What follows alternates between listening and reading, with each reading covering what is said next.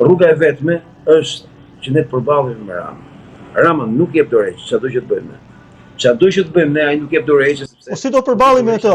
Nuk ka zgjedhje parakoshme, nuk ka zgjedhje politike, si do të përballemi nëse ai nuk e jep dorëheqjen, nëse ju shpërfill protestat me ditë me radhë, me muaj me radhë?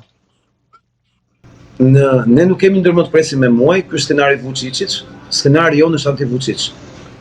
Rama sot përfaqëson skenarin Vučić, kurse ne skenarin anti-Vučić.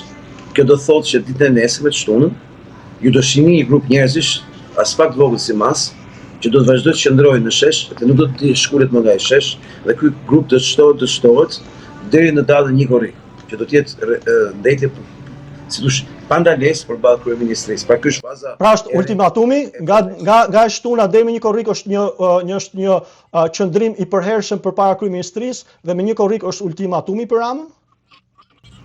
Në 1 korrik ne do të çmontojmë gjithë që kemi ngritur atje. Në kuptimin që faza e dytë mbaron dhe fillon faza e tretë, që është data 2 korrik. Çfarë ndodh me 2 korrik?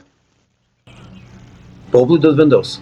Nuk mund të bëjmë lojën e Ramës, ta marrim deri në 31 korrik, zvar, pastaj të fillojmë pushimet dhe të bëj, si thosh, atë që ka bërë gjithmonë, këto 13 vjet, të përzgjedhë atë pjesë që kanë ngritur pa prezencë shqiptarëve dhe gjithë tokat e Shqipërisë të japi armikut. Mund të them që ka një rritje sensibiliteti të jashtëzakonshëm.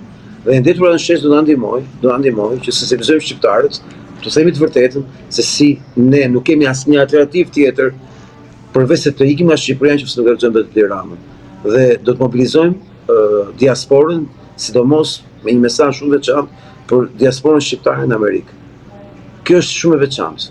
Diaspora shqiptare në Amerikë është e vetmja diasporë që ka potencialin edhe politik, edhe fizik, që të ndihmojnë të shpëtojmë nga zhdukja e Shqipërisë, sepse duke pas pasaportë amerikane, duke qenë njerëz cilët e njohin mirë standardin demokratik amerikan, do të ishin themeli i të gjithë lëvizjes tonë për të përballë me sistemin.